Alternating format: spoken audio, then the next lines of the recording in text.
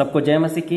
मैं अक्षय कुमार बाग फिर से आप लोगों के बीच में एक नया वीडियो लेके आया हूं और इस वीडियो में मैं आप लोगों को उन अंधों के बारे में बताऊंगा जो वचन को ठीक से नहीं पढ़ते हैं, कहां कहां से उठाते हैं और उसी को लेके लोगों के सामने रखते हैं कि देखिए यहाँ पे ये सारी बात लिखा हुआ है, ये शैतान है, ये इनको नहीं पता है कि असली भगवान क्या है बोल के। वो जो अंधे हैं वो अंधे एक पंथ के हैं जो कि अभी फिलहाल में बहुत ज़ोर शोर से उनका जो है वीडियो बना रहे हैं, लोगों के पास जा रहे हैं और अपना जो सीखे हैं, जो जानते हैं उसको लोगों के सामने रख रहे हैं। और वो पंथ है कबीरदास वाला पंथ।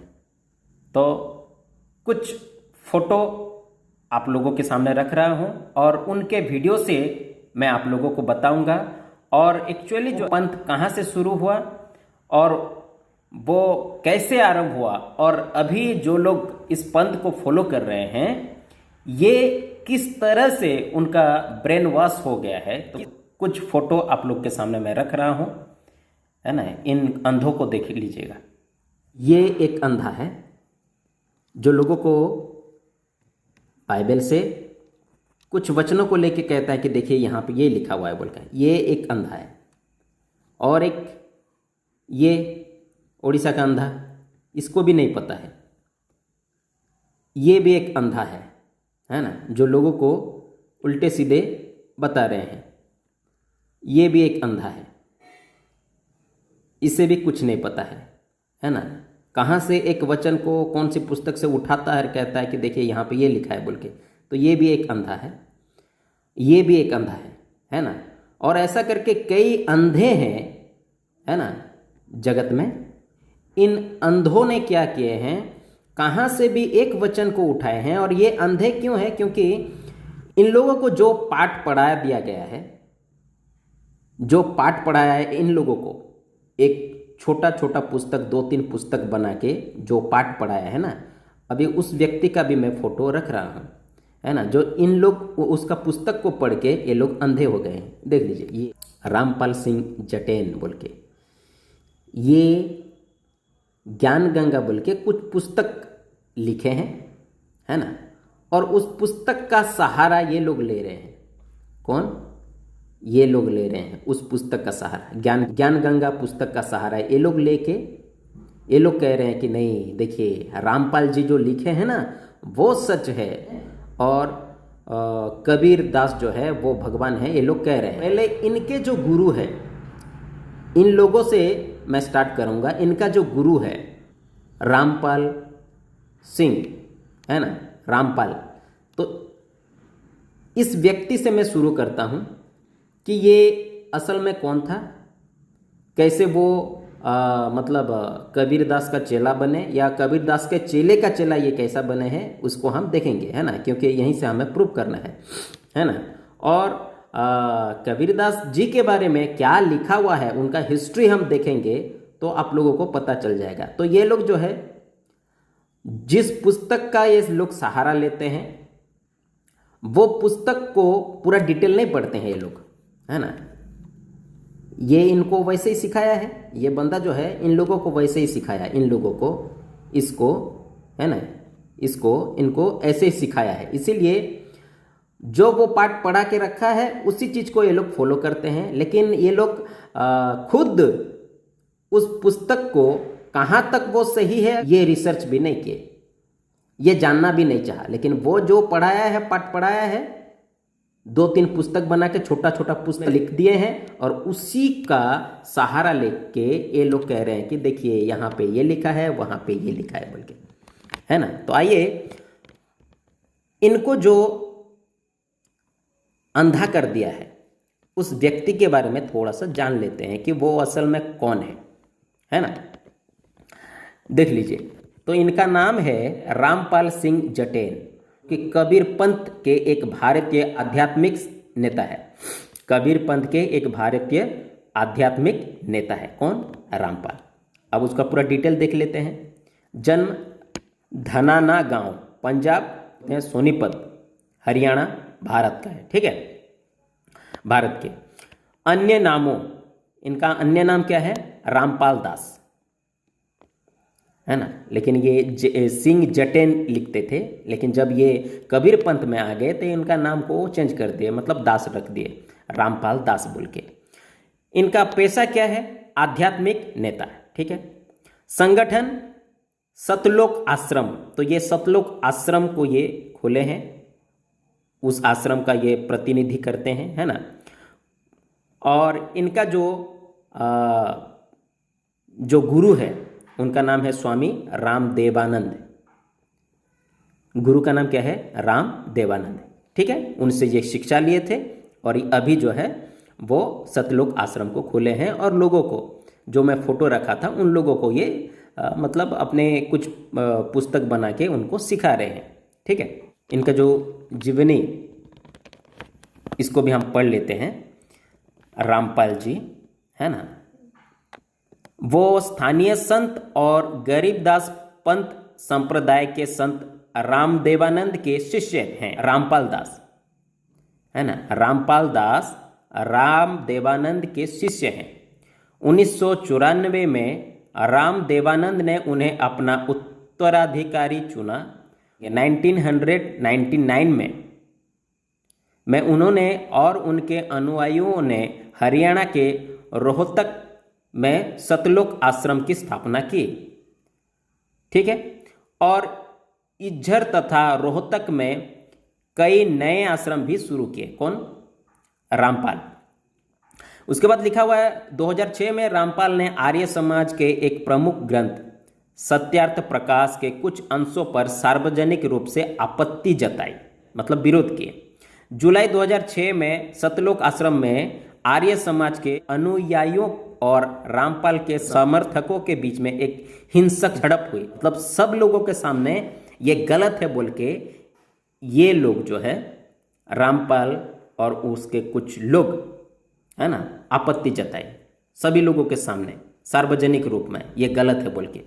तो जब झड़प हुआ दोनों के बीच में, दो ग्रुप के बीच में जब लड़ाई हुई, तो एक आर्य समाज के एक व्यक्ति का मौत हो गया। रामपाल पर इस झड़प को भड़काने का आरोप लगाया गया और उन पर हत्या का आरोप लगाकर, है ना, ये दंगा भी भड़का दिए। दंगा भड़का दिए तो अब अवश्य है लोग बोलेंगे, है ना, कि नहीं इसने ही दंगा भड़काया है बोल के उसको गिरफ्तार करेंगे, है ना। तो उन्हें 2008 में जमानत पर रिहा कर दिया गया, 21 महीने जेल में रहने के बाद, है ना, गिरफ्तार किया गया। 21 महीने जेल में रहने के बाद उन्हें 2008 में जमानत पर रिहा कर दिया गया। हालांकि 2014 में रामपाल के बार बार अदालत में पेश ना होने के बाद, जब पेश नहीं हुए तो फिर क्या हुआ देख लीजिए। अधिकारियों ने अवमानना के आरोप में उनकी फिर से गिरफ्तारी का आदेश दिया। इसके बाद पुलिस ने सतलोक आश्रम पर धावा बोलने की कोशिश की, जहां उनकी रामपाल के अनुयायियों से हिंसक झड़प हुई और वे उसकी गिरफ्तारी को रोकने की कोशिश कर रहे थे। कौन? उन जो चेले हैं, उनको सपोर्ट करने वाले, उनके फॉलोअर्स ने। पुलिस और उसके अनुयायियों के बीच गतिरोध में मीडिया कर्मियों सहित कई लोग घायल हो गए। मतलब जब उन्होंने विरोध किया तो कई लोग घायल हो गए, मीडिया वाले और भी कई लोग घायल हो गए। और एक हफ्ते तक चली घेराबंदी, एक हफ्ते तक जो है वो घेराबंदी चली है, एक हफ्ते तक, मतलब उनको छोड़ नहीं रहे हैं, है ना। तो घेराबंदी के दौरान 6 लोग मारे गए। देखिए, मतलब मौत पे मौत हो रहा है। पहला मौत हुआ था जब दोनों ग्रुप के लोग झगड़े, उसके बाद फिर कुछ लोग जो है क्या बोलते हैं, मीडिया कर्मी, मतलब घायल हो गए, कुछ लोग घायल हो गए। अभी यहाँ भी 6 लोग मर गए, है ना। अगर दोष नहीं है या मतलब वो सही है, इनोसेंट है, तो फिर आप जाइए कि नहीं किए हैं बोल के वो सारे सबूत रखिए। लेकिन जब ये नहीं गए कि हम नहीं जाएंगे और उनके अनुयायी, उनके जो फॉलोअर्स जो है उनको जाने नहीं दिए और उनको घेराव कर दिए, है ना, नहीं छोड़ेंगे, हमारे गुरु को नहीं छोड़ेंगे। और इसके चलते क्या हुआ, झड़प हुई लोगों के बीच में। मतलब जो कर्मी थे है ना, पुलिसकर्मी थे, उनको गिरफ्तार करने के लिए आए थे। तो उनके फॉलोअर्स ने उनका विरोध किया। वो उसी बीच मीडिया वाले आए थे कि क्या मामला हो रहा है। तो जब गए थे मीडिया वाले तो वो लोग भी घायल हो गए, और उस घेराबंदी के चलते, उस झड़प के चलते 6 लोग मारे गए, है ना। इसके बाद रामपाल को गिरफ्तार कर लिया गया और फिर लिखा हुआ है मुकदमे के लिए चंडीगढ़ ले जाया गया और 20 सितंबर 2022 को उन्हें आरोपी से बरी कर दिया गया। आरोपी से बरी कर दिया गया। फिर लिखा हुआ है रामपाल पर गलत तरीके से बंधक बनाने, हत्या और राजद्रोह समेत कई अन्य आरोप लगाए गए थे। देखिए ये सारे आरोप लगाए गए थे किस पर? रामपाल जी के ऊपर। उसके बाद क्या है, 2018 में उन्हें और उनके 26 फॉलोअर्स को, अनुयायियों को, उनको और उनके जो फॉलोअर्स हैं उनको 26 हत्या, लिखा हुआ है हत्या, फिर अन्य अपराधों के अलावा, है ना, कई ऐसे दोषी पाया गया। दोषी कैसे पाया गया? जब ये लोग जांच पड़ताल किए तो दोषी है ना। और जब दोषी पाया गया और उन्हें 2014 के गतिरोध के दौरान हुई 6 मौतों के लिए आजीवन कारावास की सजा सुनाई गई। अगस्त 2025 में उनकी आजीवन कारावास की सजा निलंबित कर दी गई। कब? 2025 में। ठीक है, अब ये देख लीजिए, मतलब जिनको ये गुरु मानते हैं उनके बारे में ये सारे डिटेल है। ठीक है, ये मुझे कहाँ से मिला? ये मुझे गूगल में जाइए, टाइप कीजिए, है ना, आपको डिटेल मिल जाएगा। ठीक है, अभी उनका जो जीवनी है ना, वो कहाँ के थे, कैसे दीक्षा लिए, ये भी आप लोगों के सामने रख रहा हूँ। तो रामपाल का जन्म सोनीपत जिले की गोहना तहसील के एक गांव धनाना में हुआ था। उनके पिता भक्त नंदलाल एक किसानी थे और उनकी माँ इंद्रो देवी एक गृहिणी थी। उन्होंने करनाल के नीलोखेड़ी स्थित औद्योगिक प्रशिक्षण संस्था से सिविल इंजीनियर में डिप्लोमा प्राप्त किया। कौन? रामपाल जी। और फिर हरियाणा सरकार के सिंचाई विभाग में 18 वर्षों तक जूनियर इंजीनियर के रूप में काम किया। रामपाल का विवाह अनारो देवी से हुआ है और उनके 2 बेटे और 2 बेटियां हैं। घेराबंदी तक परिवार बरवाला आश्रम में रहता था। दीक्षा कैसे लिए, कबीर पंथ में कैसे शामिल हुए, इसको आप देख लीजिए। तो लिखा हुआ है उनकी आधिकारिक जीवनी के अनुसार रामपाल छोटी उम्र से ही हिंदू देवताओं, है ना, हनुमान, कृष्ण और खाटू श्याम के एक उत्साही भक्त थे।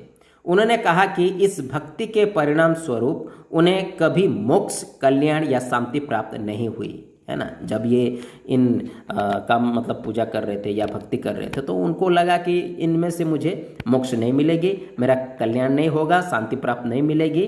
तो एक दिन क्या किए, लिखा हुआ है एक दिन उनकी मुलाकात कबीरदास पंथ के आध्यात्मिक नेता राम देवानंद से हुई। किनकी? रामपाल जी की। ठीक है, जो व्यापक कबीर पंथ का हिस्सा है। कौन? राम देवानंद। ठीक है, ये कबीर पंथ के हिस्से हैं, मतलब कबीर पंथ के उनका अनुयायी थे। ठीक है, और ये उनसे जो है इनका मतलब मुलाकात हो जाती है। राम देवानंद ने उन्हें बताया कि ये प्रचलित धार्मिक प्रथाओं के माध्यम से मोक्ष प्राप्त नहीं कर सकते, है ना, जो कि ब्रह्मा, विष्णु और महेश की हिंदू त्रिमूर्ति द्वारा उनके माता पिता ब्रह्मा, काल, निरंजन, है ना, उसके बाद जो दुर्गा है, अष्टांगी आदि माता के साथ फैलाया गया एक झूठा जाल है। तो उनके जो गुरु है राम देवानंद ने उनको बताया कि ये सब झूठा है, अभी आपको मैं जो सीखा हूँ इसको आप सीखिए। किनको बोले? रामपाल जी को। कौन?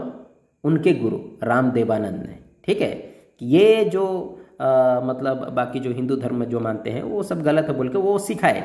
उसके बाद रामपाल बताते हैं कि इसके बाद उन्होंने भगवत गीता, कबीर सागर, कबीरदास कृत, सदग्रंथ साहिब और सभी पुराणों सहित कई आध्यात्मिक पुस्तकों का अध्ययन किया।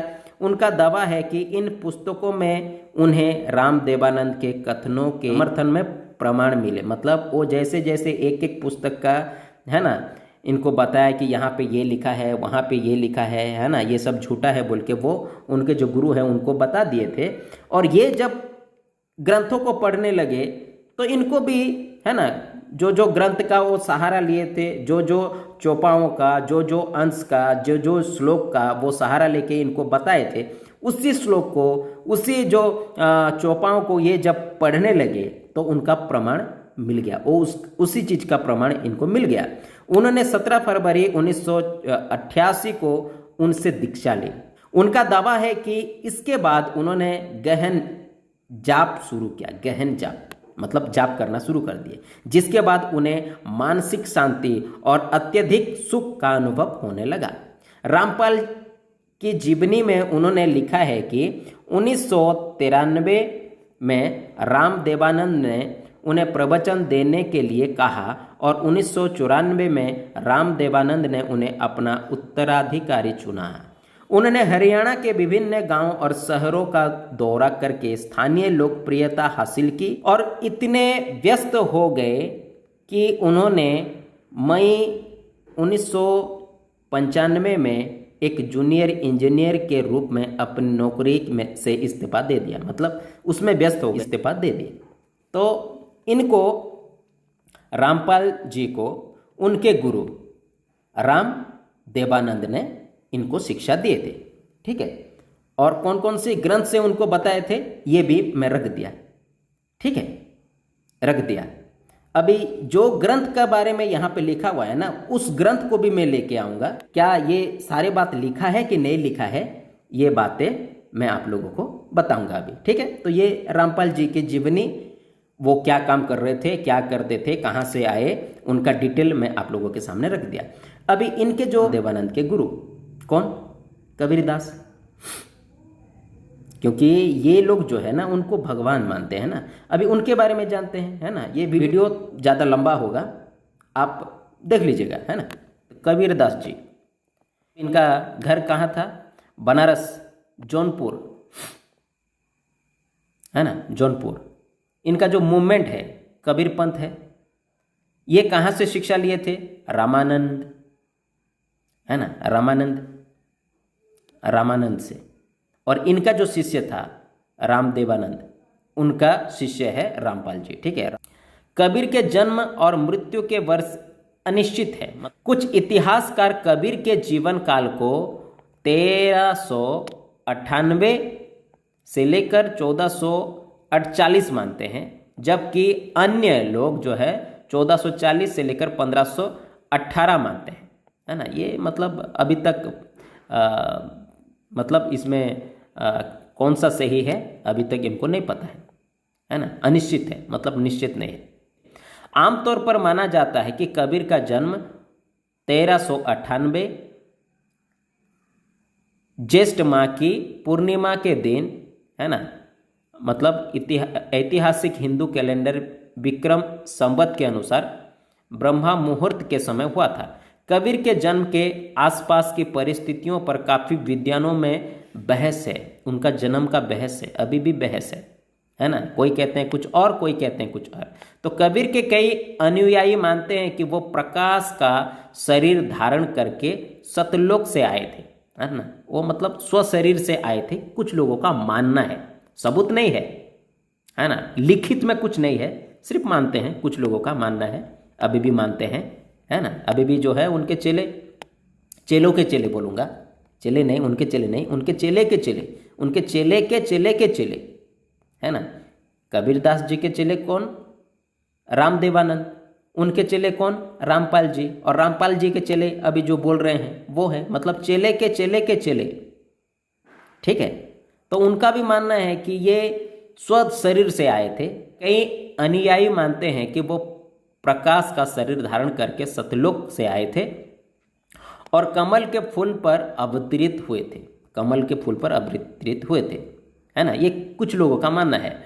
कुछ विवरणों में उल्लेख है, देखिए कुछ लोगों का जो मानना है उसको हमें नहीं देखना है, जो लिखित में है उसको देखना है ना। तो कुछ विवरणों में उल्लेख है, उल्लेख मतलब क्या है, लिखित है कि कबीर शिशु के रूप में नीरू नामक एक मुस्लिम बुनकर और उनकी पत्नी नीमा को लहरतारा झील में मिले थे। तो ये लिखित में है, तो इसको मानना है ना, और उनको बच्चे की तरह पाला है ना, ये दो जो दंपति है ना उनको पाले, ये झील में मिले थे, है ना। वह ऐसा माना जाता है कि कबीर वाराणसी में भक्ति कवि संत स्वामी रामानंद के कई शिष्यों में से एक बन गए थे। अब इनका भी एक गुरु है, उनका नाम है रामानंद, है ना। ये भी मतलब दीक्षा लिए थे, कबीर दास भी दीक्षा लिए थे, ठीक है। जो भक्ति वैष्णववाद के लिए जाने जाते थे, जिसमें अद्वैत दर्शन की और एक मजबूत झुकाव था, जो सिखाता था कि भगवान हर व्यक्ति और हर चीज के अंदर है। उनके जीवन के बारे में शुरुआती ग्रंथ उन्हें हिंदू धर्म के वैष्णव परंपरा के साथ साथ इस्लाम की सूफी परंपरा से जुड़ते हैं। तो इरफान हबीब के अनुसार फारसी पाठ दबेस्तान ए मजाहेब के 2 पांडुलिपि संकरण कबीर के बारे में जीवनी संबंधी जानकारी वाले सबसे पहले ज्ञात ग्रंथ है। दबेस्तान ए मजाहेब में कहा गया है कि कबीर एक बैरागी था, वैष्णव योगी थे, ऐसा लिखा हुआ है। फिर ऐसा माना जाता है कि कबीर का परिवार वाराणसी के कबीर चौरा इलाके में रहता था। कबीर चौरा की पिछली गलियों में स्थित कबीर मठ उनके जीवन और समय का जश्न मानता है। नीरू टीला नाम का एक घर में, जिसमें नीरू और नीमा की कब्रें हैं। ये हो गया कबीर दास जी के उनका मतलब जीवनी। इसे भी देख लीजिएगा। संत कबीर दास जो है वो क्या करते थे, तो इसमें लिखा हुआ है, संत कबीर दास एक कवि और संत थे जिन्होंने अपनी रचनाओं का प्रयोग भक्ति आंदोलन के दौरान आध्यात्मिक एकता की वकालत की और सामाजिक और धार्मिक मानदंडों को चुनौती दी। बीजक, साखे ग्रंथ और कबीर ग्रंथावली सहित उनकी रचनाएं मुख्य रूप से 2 पंक्तियों के दोहे के रूप में थी, जिन्हें दोहा कहा जाता था, और वे प्रेम, करुणा और भक्ति के विषयों को बढ़ावा देती थी। साथ ही मूर्ति पूजा और जाति भेद के आलोचना करती थी, है ना, मूर्ति पूजा और जाति भेद। तो बहुत पाखंड उस समय फैला था और अभी भी फैला रहे हैं। तो ये गलत है बोल के कबीर दास जो है उनको बोल रहे थे कि ये गलत है बोल के। और जाति भेद, उस समय भी जाति भेद था और अभी भी है कुछ स्टेट में, है ना, कुछ राज्यों में, भारत के कुछ राज्यों में अभी भी जाति भेद है। तो ये छोटे जाति का, ये बड़े जाति का अभी भी भेदभाव है, अभी भी भेदभाव है। तो इन सभी काम जो है कबीर दास जी करते थे, है ना। उनके कविताओं में भी लिखे हैं कि जाति भेद नहीं होना चाहिए, सभी मनुष्य एक है, कोई ऊपर जाति नीचे जाति का नहीं है बोल के वो जो है वो लोगों को बता रहे थे, है ना। और पाखंड मत फैलाइए, ये सारे चीज को है वो बता रहे थे। साहित्यिक और काव्यात्मक कार्य को हम देख लेते हैं। कविता अपने दोहों 2 पंक्तियों वाले दोहे के लिए सबसे अधिक प्रसिद्ध हैं, जिनमें गहन आध्यात्मिक और नैतिक शिक्षाएं निहित है। प्रमुख कृतियां, उनके कुछ सबसे महत्वपूर्ण साहित्यिक कृतियों में बीजक, साखी ग्रंथ, अनुराग सागर और कबीर ग्रंथावली शामिल है। भाषा, यद्यपि वे अशिक्षित थे, मतलब शिक्षित नहीं थे वो, फिर भी उन्होंने हिंदी, अवधी, ब्रज और भोजपुरी सहित विभिन्न भाषाओं में लेखन किया, जिससे उनका लेखन उस समय के आम लोगों के लिए सुलभ हो गया था। आध्यात्मिक और सामाजिक कार्य, भक्ति आंदोलन, उनके कार्यों ने भक्ति आंदोलन को बहुत प्रभावित किया, जिसका उद्देश्य धार्मिक प्रथाओं में सुधार करना था। धार्मिक प्रथाओं, उस समय जो प्रथा था अभी भी है, उसको सुधार की जरूरत है, क्योंकि कुछ ग्रंथ में जो है ना वो मनुष्य को विभाजन कर दिया है ग्रंथों में, ग्रंथों के हिसाब से, कि ये बड़े जाति वाला, ये छोटे जाति वाला, जैसे मनुस्मृति है ना। तो इनको लेके जो है वो सुधार की ज़रूरत है बोल के वो लिखे थे, है ना, प्रथाओं। और उस प्रथाओं को मानते थे लोग उस समय, इसीलिए विभाजन हो गए थे, ये छोटे जाति वाला, ये बड़े जाति वाला बोल के भेदभाव था। तो उसको सुधार की ज़रूरत है बोल के कबीरदास जी लिखे हैं। ठीक है। फिर सामाजिक सुधार, वो एक समाज सुधारक थे जिन्होंने जाति व्यवस्था और हिंदुओं और मुसलमानों दोनों द्वारा प्रचलित धार्मिक, है ना, धार्मिक अनुष्ठानों का कड़ा विरोध किया था। तो मुसलमानों में भी है ना भेदभाव, और हिंदुओं में भी है भेदभाव। तो इसको मतलब विरोध किए हैं, कड़ा विरोध किए हैं कि ये सब नहीं होना चाहिए, हम मनुष्य एक जाति के हैं, है ना, कोई बड़ा कोई छोटा ऐसा नहीं है बोल के वो उनका विरोध किए थे। ठीक है। फिर लिखा हुआ है आध्यात्मिक शिक्षाएं, उन्होंने सिखाया कि सच्ची भक्ति और ईश्वर से सीधा संबंध, है ना, सच्ची भक्ति और ईश्वर से सीधा संबंध खोखले कर्म कांडों से अधिक महत्वपूर्ण है। मतलब आप सच्ची भक्ति करिए, है ना, और ईश्वर से सीधा आप प्रार्थना करें तभी मिलेगा। आपके कोई भी ऐसे काम से आप ईश्वर की प्राप्ति नहीं कर सकते, नहीं कर सकते। कोई भी आपका काम, है ना, खोखले कर्म कांड लिखा हुआ है, देखिए, तो कोई भी काम को सुधारते थे कि ऐसा नहीं है, सच्ची भक्ति करिए तब आपको ईश्वर की प्राप्ति होगी। तो ये इनका कहना था कबीरदास जी के। फिर लिखा हुआ है एकता, उनकी शिक्षाओं ने सभी लोगों के समानता पर जोर दिया, समानता पर मतलब भेदभाव नहीं, तथा धार्मिक और सामाजिक विभाजनों के पार प्रेम करुणा और एकता को बढ़ावा दिया था। एकता को, भेदभाव नहीं, एक होना है, मनुष्य एक है। ठीक है। अब देखते हैं परंपरा। उनके लेखन का एक बड़ा हिस्सा 5वें सिख गुरु अर्जन देव द्वारा संकलित किया गया था और सिख पवित्र धर्मग्रंथ गुरु ग्रंथ साहिब में शामिल किया गया था। उनकी कविताओं को आज भी उनके ज्ञान और प्रेम तथा सार्वभौमिक के शाश्वत संदेशों के लिए पढ़ा और संयोजा जाता है। तो ये सुधारक थे कबीरदास जी, है ना, उस समय जो गड़बड़ी थी भेदभाव की, है ना, और उन सभी का ये सुधारक थे। ये लोगों को बता रहे थे कि सही क्या है गलत क्या है, लेकिन जो सुधारने वाले व्यक्ति को ही उनके जो अनुयायी भगवान बना दिए, है ना। अब इससे बड़ा मूर्खता क्या है ना, उनको भगवान बना दिए।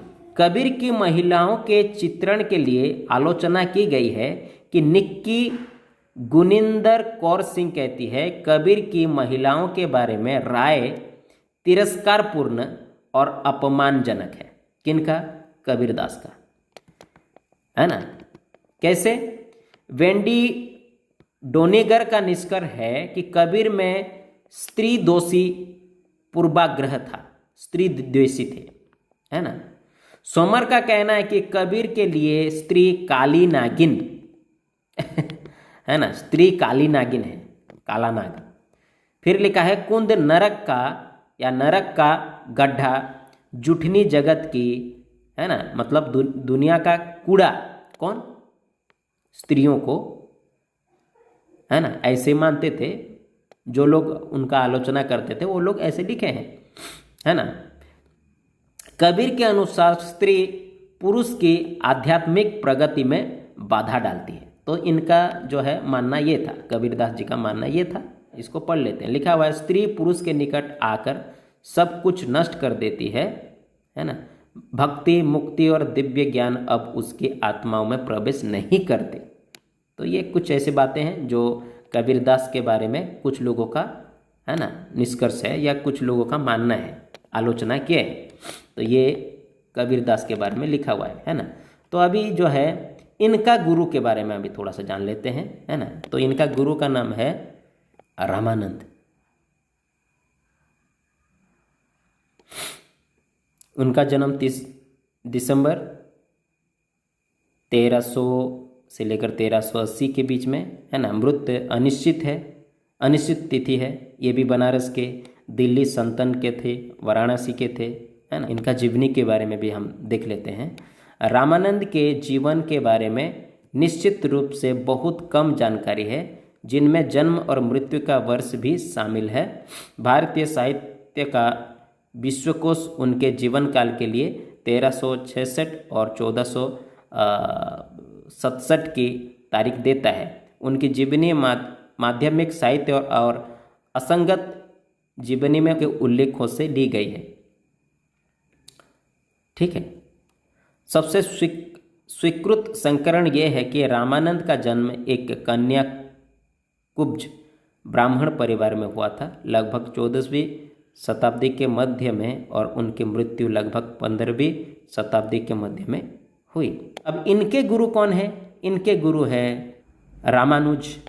रामानुज का जन्म चोल साम्राज्य के अंतर्गत श्री पेरम्बदूर वर्तमान तमिलनाडु नामक गांव में एक तमिल ब्राह्मण समुदाय में हुआ था। वैष्णव परंपरा में उनके अनुयायियों ने उनके जीवन चरित्र लिखे, जिनमें से कुछ उनके मृत्यु के सदियों बाद लिखे गए थे और परंपरा के अनुसार वे यथास्थिति पर आधारित है। तो रामानुज की पारंपरिक जीवनी में कहा गया है कि उनका जन्म माता कांतिमती और पिता असुरी केशव सोमयाजी के घर हुआ था। मतलब इनका माता पिता का नाम है ना, और ये डिटेल उनका है, आप विकिपीडिया में जाके पढ़ लीजिए। तो कबीरदास जी के गुरु के गुरु, ये कबीरदास जी के गुरु हैं, इनके गुरु रामानुज महाराज के बारे में पूरा डिटेल है, उनका माता पिता के बारे में लिखा हुआ है, मतलब इनके गुरु भी हैं, ये हमें जानना है। ठीक है। कबीर पंथ के जो अनुयायी हैं उनका कहना है कि कबीर जो है भगवान है बोल के, कबीरदास भगवान है बोल के। आइए उसको भी देख लेते हैं, है ना। तो ये विचार कि कबीर ही ईश्वर है कुछ ग्रंथों और परंपराओं में एक केंद्रीय विषय है। विशेष रूप से संत रामपाल जी से जुड़े ग्रंथों मतलब क्या है? रामपाल जी कुछ ग्रंथ को लिखे हैं, छोटे छोटे पुस्तक को लिखे हैं, है ना। तो उसी में ही कुछ कुछ अंश को यहाँ से उठा के वहाँ से उठा के, मतलब वेदों में से उठाए हैं, कुरान में से उठाए हैं, बाइबल में से कुछ एक वचन को उठाए हैं, और उसमें जो है ना वो कबीर दास जी को जोड़ देते हैं कि यहाँ पे देखिए ये लिखा है बोल के। और कुछ पुस्तक 2-3 छोटा छोटा पुस्तक बनाए हैं जिसको बोलते हैं ज्ञान गंगा। ठीक है। तो लिखा हुआ है रामपाल जी से जुड़े ग्रंथों में जो इस दावे के समर्थन में कई ग्रंथों की व्याख्या करते हैं, ये ग्रंथ कोई एक कबीर ग्रंथ नहीं है, बल्कि वेदों, भगवद गीता, श्री गुरु ग्रंथ साहिब और कुरान शरीफ की व्याख्याओं का संकलन कहा जाता है। मतलब उनसे कुछ अंश को लेके ये बनाए हैं पुस्तक। कहा जाता है कि सभी में कबीर नाम का उल्लेख सर्वोच्च ईश्वर के नाम के रूप में किया गया है, जबकि खुद जो है कबीरदास जी ऐसे नहीं कहते हैं।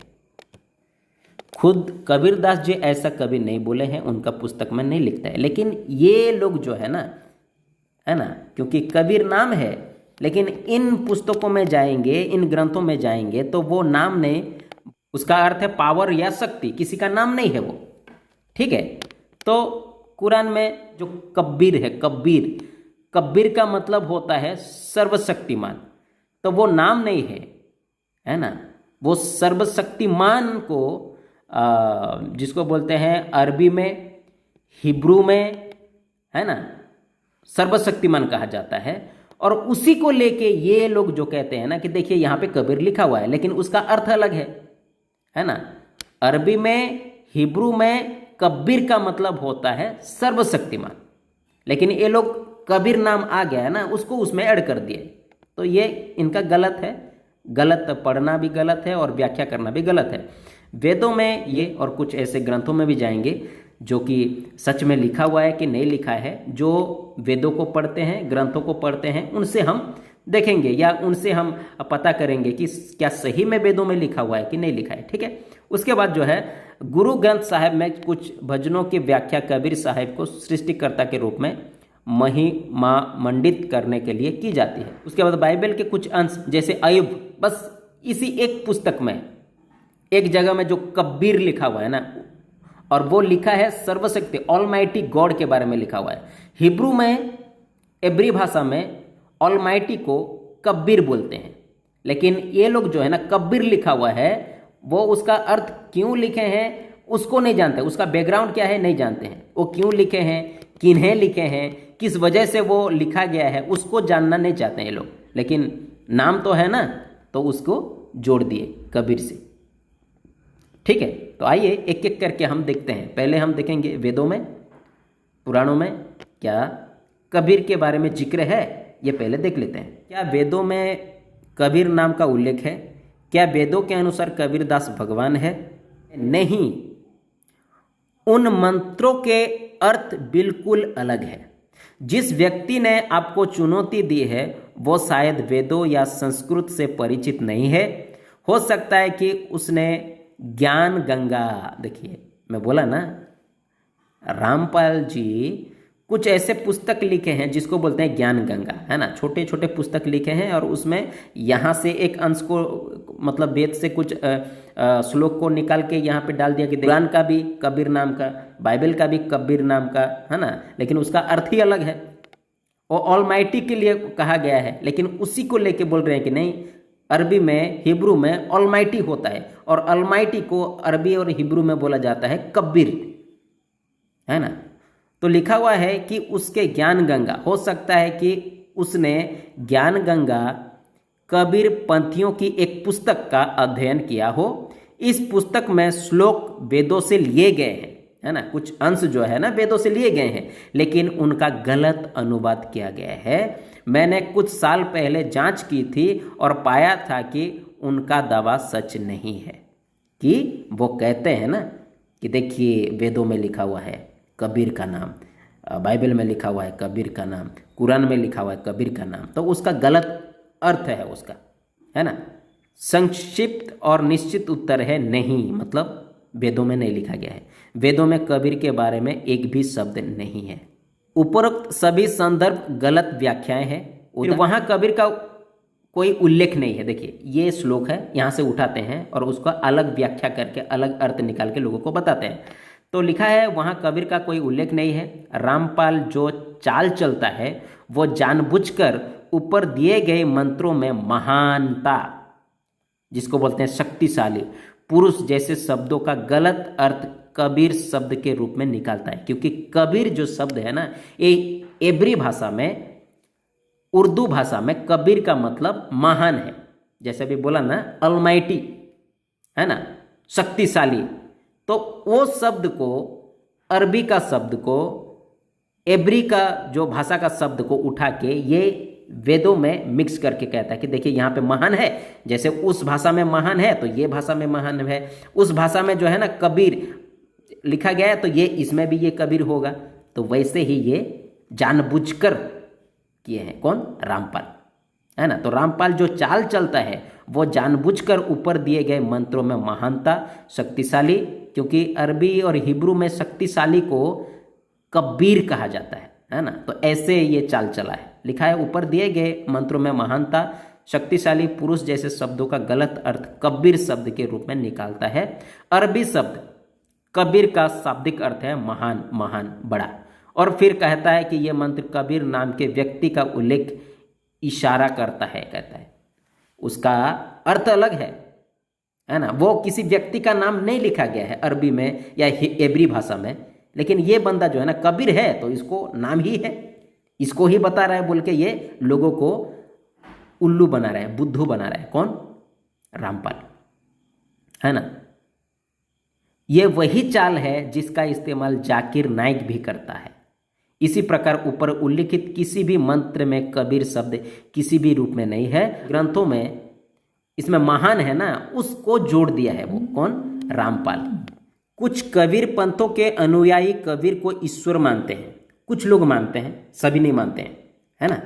तो कुछ लोग मानते हैं क्योंकि वे मानते हैं कि वो दिव्य रचयिता कबीर देव हैं जो आत्माओं को मुक्त करने के लिए शाश्वत संसार सतलोक से अवतरित हुए हैं। तो इनके जो गुरु हैं वो क्यों नहीं हुए भगवान, है ना। ये तो शिष्य है ना, उनके गुरु क्यों नहीं हुए? उनके गुरु के गुरु क्यों नहीं हुए? उनके गुरु के गुरु क्यों नहीं हुए? उनके गुरु के गुरु क्यों नहीं हुए, है ना। रामानुज महाराज वो क्यों नहीं हुए? राम देवानंद इनके गुरु क्यों नहीं हुए?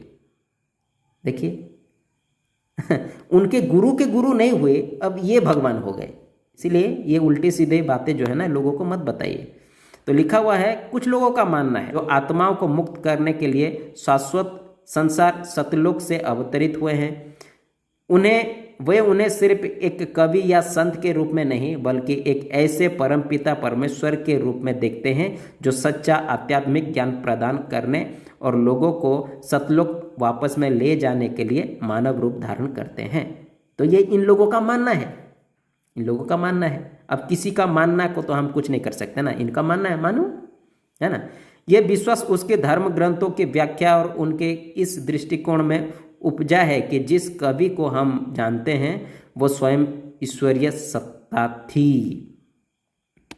अब जो जहां से वो ज्ञान प्राप्त किए थे, कौन, कबीरदास जी, अब उस व्यक्ति को देखिए भगवान नहीं मानते हैं, लेकिन वो जो ज्ञान प्राप्त करके जो लिखे हैं, जिससे ज्ञान प्राप्त किए उसको नहीं, लेकिन जिससे वो लिए ज्ञान प्राप्त किए और जो लोगों को बताए कि ये सही है ये गलत है बोल के, अब उनको ही भगवान बना दिए लोग। फिर लिखा हुआ है दिव्यावतार। अनुयायियों का मानना है, देखिए इनका हर एक विषय में मानना ही है। लोग कोई मानते हैं कोई मानते हैं, उल्लेख में नहीं है ना, कोई पुख्ता सबूत नहीं है, मानते हैं, है ना। अनुयायियों का मानना है कि कबीर परमेश्वर परम अक्षर पुरुष है जो भगवान ब्रह्म काल के कारण जन्म और मृत्यु के चक्र से आत्माओं को बचाने के लिए पृथ्वी पर आए थे, मानते हैं, मानो। फिर लिखा है सतलोक से उत्पत्ति। उनका मानना है कि कबीर परमेश्वर के शाश्वत स्वर्गीय निवास सतलोक से एक ज्योतिर्मय शरीर में अवतरित हुए थे, ये भी मानते हैं, मानो। ना किसी माता के गर्भ से जन्म लेकर, देखिए ये माता से गर्भ से जन्म नहीं लिए हैं। इनका जो गुरु है वो भी, उनका भी माता पिता का नाम है ही नहीं, लेकिन उनके जो गुरु है उनका है और उनके जो गुरु है उनका है। देखिए इनके गुरुओं के गुरुओं के गुरु का माता पिता है, लेकिन इनका नाम नहीं है। इसको क्या बोलेंगे आप, है ना। फिर लिखा हुआ है आत्माओं का मुक्तिदाता। इस मान्यता के अनुसार कबीर का पृथ्वी पर उद्देश्य अपने भक्तों को सच्चा आध्यात्मिक ज्ञान प्राप्त या प्रदान करना और उन्हें ब्रह्म काल के बंधन से मुक्त करने के लिए मोक्ष मंत्र देना था। अच्छा, फिर लिखा हुआ है कुछ अनुयायी विशिष्ट शास्त्र व्याख्याओं की ओर इशारा करते हैं, जैसे कि वे दावा करते हैं कि वेदों और कुरान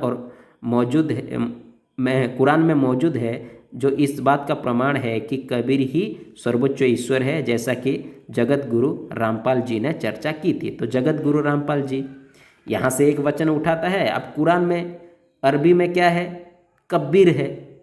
अब उसको वेदों में जो महान है उसमें जोड़ दिया, यहाँ पे महान है, लेकिन अरबी में जो कबीर है वहाँ पे भी वो नाम, यहाँ पे भी वो नाम। देखिए इस तरह लोगों को उल्लू बना रहे हैं ये लोग, है ना। इस तरह लोगों को उल्लू बना रहे हैं। यहाँ से उठाओ, कबीर को जोड़ दो, कबीर नाम को जोड़ दो, लेकिन उसका अर्थ भले अलग हो, लेकिन कबीर नाम है ना, जोड़ दो और लोगों को बताने लगो, है ना। ऐसे लोग हैं। देख जैसे ये बंदा यहाँ से उठा के वहाँ से उठा के किया है ना, अभी इनके जो चेले हैं ये लोग भी ऐसे किए हैं। आइए उनका भी एक झलक देख लेते हैं। पूरे विश्व में जो सबसे बड़ा धर्म है वो ईसाई धर्म है और वो यहोवा को परमेश्वर मानते हैं, तो आप उन्हें किस प्रकार समझाओगे? हमारे गुरुजी कहते हैं कि सबका भगवान एक ही है, वो कबीर है, वो सबका है, इसमें कोई ईसाई अलग नहीं होते। पर आपको यहोवा के बारे में दिखा देते हैं आज एक राज की बात। ये देखिए पवित्र बाइबल, और ये कहाँ से छपी है ध्यान से देख लीजिए, बाइबल सोसाइटी ऑफ इंडिया, ठीक है जी। और पुराना और नया दोनों नियम है इसमें। इसमें आ जाओ यशायाह 13:6 में, हाय हाय करो क्योंकि यहोवा का दिन समीप है, वह सर्वशक्तिमान की ओर से मानव सत्यानाश करने के लिए आता है। अब आप ये बताओ, जो सत्यानाश करने के लिए आता है और किसी और के द्वारा भेजा जाता है, वो खुद तो सर्वशक्तिमान हुआ नहीं, ये भी सिद्ध है ना। देखिए ये इस प्रकार लोगों को उल्लू बनाते हैं। कहाँ से कोई पुस्तक से यशायाह से उठाए, एक वचन को उठाए और उसको लोगों के सामने बोलने लग गए। अब वो वचन किसके लिए लिखा गया है, उसका जो बैकग्राउंड क्या है, ये तो जानना है, लेकिन ये जानना नहीं चाहते हैं। ये एक वचन कहाँ से उठाए, जैसे रामपाल है ना, वो कबीर शब्द का जिस तरह वो किया है, कबीर शब्द का अरबी में वो उठाया, कुरान में लिखा हुआ है अरबी में कबीर बोल के, उसको उठाया और इन लोगों को बता दिया कि देखिए यहाँ पे कबीर लिखा हुआ है, मतलब कबीर भगवान है बोल के। ऐसे इन लोग का भी करना है। ये लोग भी ऐसा है, भविष्यवक्ता की पुस्तक को एक वचन को उठाते हैं, जो दूसरे के द्वारा भेजा जाता है तो वो तो सर्वशक्तिमान हुआ नहीं, तो जो भेज रहे हैं वो कबीर को वहां पे ऐड कर दिए, मतलब जोड़ दिए कि वो जो भेजने वाला वो कबीर ही है। लीजिए अब इनका मूर्खता को देखिए, इसलिए वो कहते हैं ना ये लोग अंधे हैं। और एक बंदा, आज हम आपको दिखाएंगे कि जो यहोवा परमेश्वर जिसको ईसाई भाई कहते हैं, जो वो कहता है उसका उल्टा ही करवाता है। पवित्र बाइबल सोसाइटी ऑफ इंडिया से प्रकाशित है, निर्गमन चैप्टर में पेज नंबर 92 जो आज्ञाएं दी उनमें से पहले 3 पढ़ा देते हैं आपको कि तू खून ना करना, व्यभिचार ना करना, चोरी ना करना और किसी स्त्री का लालच ना करना। ये आज्ञाएं दे दी और एक तरफ क्या करा है, मैं जलने वाला परमेश्वर। अब क्या है, इसी में आप गिनती चैप्टर में आगे आएंगे 29 के 32 में, 31-32 में। फिर यहोवा ने मूसा से कहा, मिदानियों से इजराइलियों का बदला ले, यहोवा का बदला ले। मूसा से क्या करे, तू बदला ले, यानी कि अपनी बात से ही पलट गया। तो ये भगवान कहाँ है, ये तो शैतान। देखिए है ना, वो इजरायलियों के लिए क्यों बोले थे कि मिद्यानियों को क्या करो, नाश कर दो। वो बैकग्राउंड में जाना नहीं चाहते हैं। जैसे रामपाल इन लोग का जो गुरु है वो जैसे कर दिया ना, एक जगह से उठा लिया, कबीर शब्द को उठा लिया, तो ये लोग ने क्या किए, कहीं से एक वचन को उठा लिए। अब उसका बैकग्राउंड कौन चेक करेगा, है ना। क्यों इजरायलियों को कहा गया था, मूसा को क्यों कहा गया था कि मिद्यानियों को मारो, उसका पीछे का कारण ये है कि मिद्यानी लोग जो है ना वो गलत काम करते थे, है ना। इजरायलियों को भटकाते थे मूर्ति पूजा में, इजरायलियों को व्यभिचार में, इजरायलियों को जितने गलत कामों में वो भटका देते थे, है ना। और वो इतना गंदे काम करते थे, इतना काम करते थे, इसीलिए परमेश्वर भड़के और उनको बोले कि इनको मार दो, है ना। अगर आपके बेटा या आपके बच्चे, आपके घर के कोई सदस्य का अगर कोई दूसरा बंदा बिगाड़ रहा है तो क्या आप उसको अच्छा है बोलोगे? आपके बच्चों को अगर कोई बिगाड़ता है, कोई बंदा बिगाड़ रहा है, दारू पिला रहा है, उसको नशेड़ी कर दे रहा है, बेविचारिक कर दे रहा है, उल्टे सीधे काम में ले जा रहा है, तो आप उसको प्यार करोगे? उस बंदे को आ जाओ घर में बोल के उसको सम्मान करोगे क्या, या उसके विरुद्ध एक्शन लोगे, है ना। तो यही बात है, कहाँ से एक वचन को उठा लिया और बोल दिया। तो ये इनका इस तरह का पढ़ना है। और एक बंदा को देख लीजिए, बाप बेटे का झगड़ा हो गया और परिवार में आपसे झगड़े हो गए, वो क्यों होते हैं, क्या कारण है, किसने स्टार्ट किया पता है? ठीक है, ये किए थे ईसा मसीह ने आके। क्या बात कर दिया यार, मैं बात नहीं करता, सही बता रहा हूँ, ईसा मसीह ने खुद बताया। ये पवित्र बाइबल है, मैं आपको पढ़ के सुनाता हूँ, क्योंकि बाकी का जो भी है आप जानो। देखो यहाँ लिखा है, यीशु के आगमन का परिणाम, जो ईसा मसीह जी थे उनके आगमन का परिणाम क्या था। ये देखो, मैं पृथ्वी पर आग लगाने आया हूँ और क्या चाहता हूँ, केवल यह है कि अभी सुलग जाती। अब यहाँ से बढ़ते हैं, क्या तुम समझते हो कि मैं पृथ्वी पर मिलाप कराने आया हूँ? मैं तुमसे कहता हूँ नहीं, वरन अलग कराने आया हूँ, क्योंकि अब से एक घर में 5 जन आपस में विरोध रखेंगे, 3-2, और यहाँ देखिए 3-2 से और 2-3 से, पिता पुत्र से और पुत्र पिता से विरोध रखेगा, माँ बेटी से और बेटी माँ से, सास बहू से और बहू सास से विरोध रखेगी। आप देख सकते हो ये विरोध भी इन्हीं का किया कराया है, इन्हीं का कराया है ना। देख लीजिए कहाँ से एक वचन, कुछ वचन को उठा लिए, बोलते हैं कि यीशु मसीह जो है ना झगड़ा कराने आया है। अरे भाई वो झगड़ा कराने नहीं, वो जो है ना, जो सच्चाई को मानेगा उसके विरोध में लाखों लोग आएंगे, है ना। अगर एक परिवार में अगर बेटा या बाप में से कोई एक अगर सच्चाई को पा लिया ना, तो दूसरा बंदा उसके विरोध में आएगा, है ना। उसकी बात हो रही है यहाँ पे। तो ये इन लोगों की मूर्खता है, ये बैकग्राउंड को नहीं जानते हैं, वो क्या कहना चाह रहे हैं वो नहीं जानते हैं। यीशु मसीह अगर किसी को मारने आया था, झगड़ा कराने आया था, तो उनका जीवन में पूरा डिटेल देख लीजिए, कहाँ किनके साथ झगड़ा कराए हैं, कभी किसके ऊपर हाथ उठाए हैं, कभी कुछ ऐसे गलत काम किए हैं, देख लो। लेकिन नहीं, इन लोग को ये सब जानने का फुर्सत कहाँ होगा। ये लोग तो एक पुस्तक से दूसरे पुस्तक में, है ना, ये उल्टे सीधे काम करके लोगों को फंसाते हैं ना, बेवकूफ बनाते हैं ना। उनको तो ये सब करने का समय नहीं मिल रहा है। ये लोग कहाँ से जानेंगे यीशु मसीह को, कहाँ से ये सच को जानने की कोशिश करेंगे? नहीं करेंगे, है ना। इसीलिए मैं बोला था कि ये लोग अंधे हैं, अंधे हैं। जैसे रामपाल वो अंधा, और वो जैसे इन लोग को अंधा कर दिया है, ये लोग भी जो है ना लोगों को अंधे कर रहे हैं, है ना। तो इन लोगों से सावधान रहिए, है ना। और थोड़ा बहुत आप लोगों को भी जानकारी हो इन लोगों का, ये जिनको मानते हैं उनका और वो जिनको मानते थे उनका, कहाँ से ये स्टार्ट हुआ, कबीर पंथ कहाँ से स्टार्ट हुआ, वो कबीर जी का उनका गुरु का नाम क्या है, वो कहाँ से आए, क्या है वो डिटेल आप भी जान लीजिए, ताकि इन लोगों का सामना कर सको, इन लोगों का सामना कर सको, है ना। तो मैं आशा करता हूँ कि आप लोग समझ गए। इस वीडियो को ज़्यादा से ज़्यादा लोगों तक शेयर करें, है ना, ज़्यादा से ज़्यादा लोगों तक शेयर करें, ताकि ऐसे लोग जो है ना, जो मसीहत को या जो लोगों को बिगाड़ने की कोशिश कर रहे हैं ना, वो लोग बच जाए, है ना। और एक बात मैं कहना चाहता हूँ, मसीहत में भी कुछ ऐसे लोग हैं जो वचन को सही तरीके से नहीं पढ़ते हैं, वहाँ से एक वचन उठाते हैं, वहाँ से एक वचन उठाते हैं, है ना। यशाया में क्या लिखा है, वो ऐसा यशाया का लिखने का कारण क्या था, किनको लिखे, क्यों लिखे, वो नहीं चेक करते हैं, बस एक दो वचन को उठा लेते हैं और कहते हैं कि देखिए यहाँ पे ये लिखा है बोल के, है ना। तो आपको पढ़ना है अच्छी रीति से, है ना। इसलिए प्रभु यीशु कहते हैं एक व्यवस्थापक से, व्यवस्था में क्या लिखा है और तू उसे कैसे पढ़ता है, क्या लिखा है कैसे पढ़ता है। अगर जैसे लिखा है वैसे अगर हम नहीं पढ़ेंगे तब सब बिगड़ जाएगा, हमारे जो लोगों को व्याख्या करना भी बिगड़ जाएगा, लोगों को सच्चाई बताना भी बिगड़ जाएगा, क्योंकि हम गलत पढ़े, गलत उसका अर्थ निकाले हैं। जैसे रामपाल जी, उनके जो गुरु, वो भी, है ना, कबीर शब्द उठाए। कबीर का मतलब होता है सर्वशक्तिमान, वो किसी का नाम नहीं है, लेकिन ये लोग क्या किए, कबीर लिखा है ना, बस यही है कबीरदास बोल के ये जोड़ दिए, है ना।